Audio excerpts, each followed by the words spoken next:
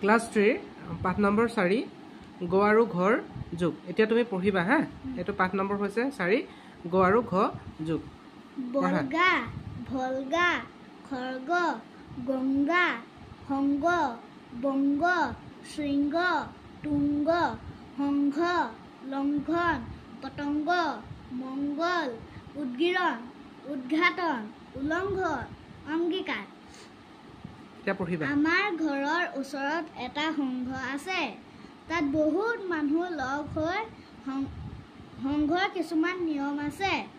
সেই নিয়ম কোনেও উলংঘন নকৰে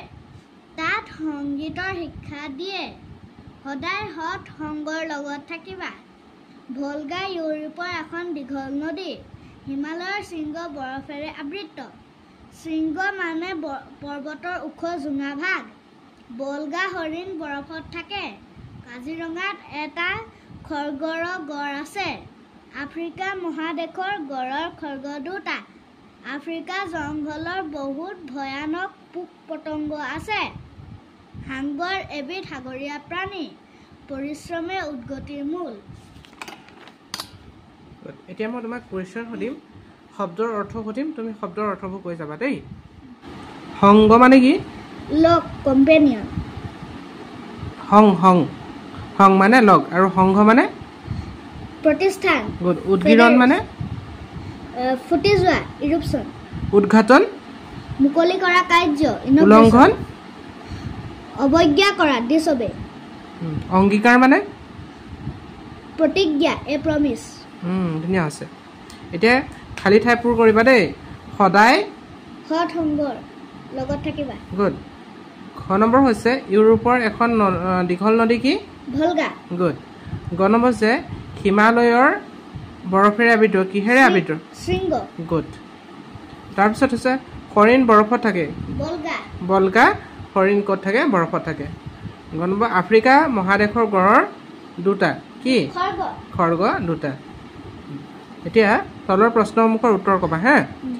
সংঘত কিহৰ শিক্ষা দিয়া হয় সংঘত সংগীতৰ শিক্ষা দিয়া হয় হিমালয়ৰ শৃংগ কিহেৰে আবৃত হিমালয়ৰ শৃংগ বৰফেৰে আবৃত কাজিৰঙাত থকা গড়ৰ খৰ্গ কেইটা কাজিৰঙাত থকা গড়ৰ খৰ্গ এটা আফ্ৰিকা মহাদেশৰ গড়ৰ খৰ্গ কেইটা আফ্ৰিকা মহাদেশৰ গড়ৰ খৰ্গ দুটা হাংগৰ কি হাংগৰ এবিধ সাগৰীয় প্ৰাণী এতিয়া ক অংশৰ লগত খ অংশ মিলাবা দেই ভলগা মানে কি ইউৰোপৰ নদী গুড বলগা এবিধ হৰিণ গুড হাংগৰ সাগৰীয় প্ৰাণী শৃংগ পৰ্বতৰ জোঙা ভাগ গুড ধুনীয়া আছে এতিয়া যুক্তাক্ষৰ ভাঙি এটাকৈ শব্দ ক'বা দেই কৈ যোৱা লৈ গ'ল গ লযোগ্য বলগা হয় গ'ল গ দয় ৰযোগ্য খৰ্গ দয়গত গ দযোগ্য উদ্গিৰণ দয়ঘত ঘ দযোগ্য উদ্ঘাটন ঙয়গং গ ঙযোগ্য গংগা এতিয়া শব্দ সাজিবা দেই বলগা ভলগা